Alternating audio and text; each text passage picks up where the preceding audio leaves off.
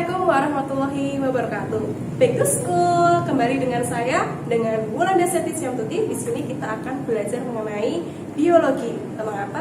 Kita lihat ya. Di sini kita melihat gambar darah dan pembuluh-pembuluh darahnya. Tentang apa ya? Struktur dan fungsi sistem peredaran darah pada manusia. Di situ terdiri dari komposisi darah dan golongan darah. Yang poin 2, alat-alat peredaran darah. Kemudian yang ketiga, jenis-jenis gangguan dan teknologi pada sistem peredaran darah. Yang kita bahas yang pertama yaitu komposisi darah dan golongan darah. Dari komposisi kita melihat dari bagian tipe-tipe darah itu sendiri dan golongan darah. Kemudian untuk golongan darah kita ada 4 golongan darah. Yang pertama ada golongan darah A, kemudian B, golongan darah AB, dan golongan darah 0. Jadi banyak yang salah persepsi mengenai golongan darah 0. Biasanya disebut dengan golongan darah O. Ternyata di situ adalah golongan darah 0. Selanjutnya, untuk komponen penyusun darah, di sini ada bagian plasma darah, kemudian sel-sel darah yang terdiri dari sel darah merah, kemudian sel darah putih, dan keping darah yang disebut dengan trombosit. Untuk sel darah merah disebut dengan eritrosit, kemudian sel darah putih disebut dengan leukosit. Untuk golongan darah sendiri, nah, golongan darah pada manusia menurut Les Tanner itu ada 4 golongan darah. Yang tadi A, kemudian B, AB, dan 0. Golongan darah A apabila eritrosit seseorang mengandung antiglucogen A, sedangkan plasma darahnya mengandung antiglucotin B atau anti B, tersebut memiliki golongan darah A. Jadi ketika kita beri agglutinogen A, tapi pada kita pemberian mengandung antiglucotin B atau anti B-nya, yang terlihat adalah pada bagian agglutinogen A-nya. Kemudian untuk golongan darah B sama. Jadi ketika kita melihat antiglucotinnya B lebih cerah atau berwarna merah, maka dia memiliki golongan darah B. Kemudian untuk agglutinotin anti A itu biasanya berwarna biru atau biru langit.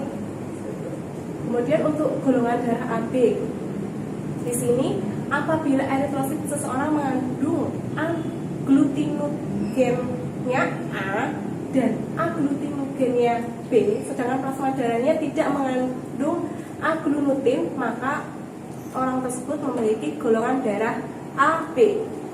Kemudian untuk golongan darah 0 itu apabila eritrosit seseorang mengandung agglutinogen sedangkan plasma darahnya mengandung antiglucotin A dan agglutinin B, maka orang tersebut bergolongan darah O.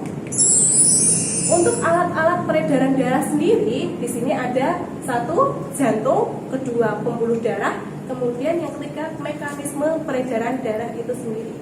Nah, di sini ada gambar animasi peredaran darah masuk dan darah keluar.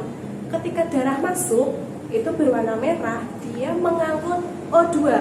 Kemudian untuk keluar berwarna biru, berarti darah tersebut mengandung atau mengangkut CO2 atau karbon dioksida.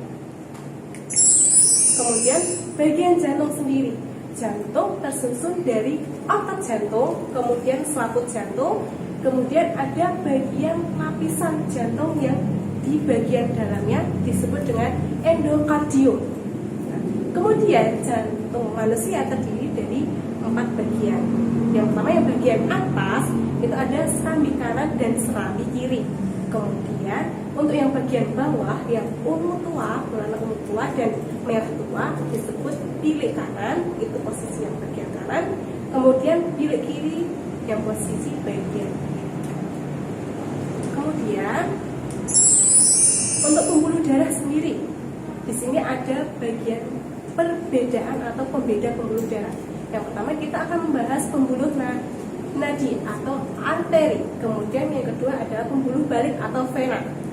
Arteri ada dua macam yang disebut dengan arteri pulmonalis. Pulmo berarti mengartikan jantung.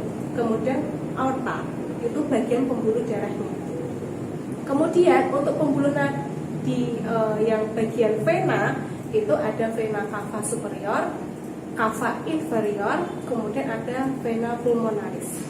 Nah, untuk pembedanya di situ ada bagian dinding, katup, kemudian letaknya, tekanan dan arah aliran darah itu sendiri. Apakah dia masuk atau darah itu akan keluar. Nah, dari situ arteri bagian tebal atau dan elastisnya, kemudian vena tipis dan kurang elastis. Kemudian untuk katupnya ada satu, yang vena banyak. Kemudian untuk letak bagian arteri di bagian dalam tubuh, sedangkan vena itu di permukaan tubuh. Untuk tekanan sendiri arteri sangat kuat. Kemudian untuk vena itu lemah jika terpotong darah menetes. Jadi ketika kita terluka itu adalah bagian vena yang bekerja. Kemudian arah untuk arteri meninggalkan jantung. Kemudian untuk vena itu menuju jantung. Nah, ini pada bagian darah yang merah itu arteri, kemudian yang biru menandakan vena. Jadi arteri itu meninggalkan jantung, kemudian untuk vena menuju jantung. Yang bagian pertengahan yang warna merah dan biru disebut kapiler. Kemudian untuk mekanisme peredaran darah, di sini ada jenisnya peredaran darah kecil dan peredaran darah besar. Untuk yang kecil di situ ada jantung, kemudian menyalur ke paru-paru, kemudian kembali ke jantung. Jadi kalau kecil ada 3 tahapan: jantung, paru-paru, kembali ke jantung. Kemudian untuk peredaran darah besar, di situ ada jantung, seluruh tubuh, kemudian kembali ke jantung. Jadi ingat, kalau kecil dia hanya spesifik ke paru-paru saja, kemudian kembali ke jantung. Dari jantung kembali ke jantung. Kemudian untuk darah besar itu posisinya jantung itu menyalurkan kapiler darahnya itu ke seluruh tubuh.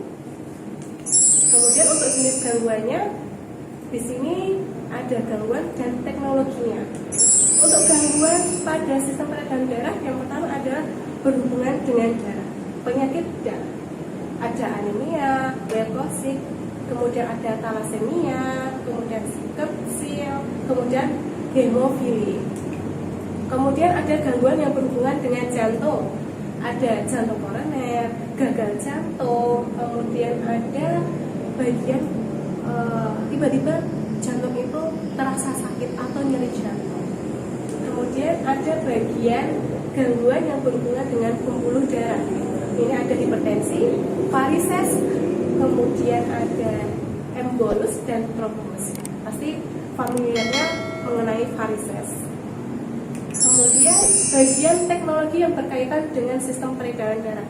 Di sini ada operasi jantung atau transplantasi jantung.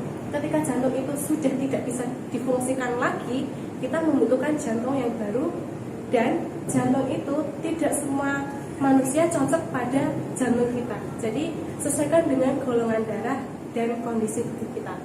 Kemudian menggunakan jantung buatan, alat pacu jantung, kemudian golongan darah dan penguji keturunan. Begitu dari saya, semoga bermanfaat. Salam lestari, salam konservasi. Wassalamualaikum warahmatullahi wabarakatuh.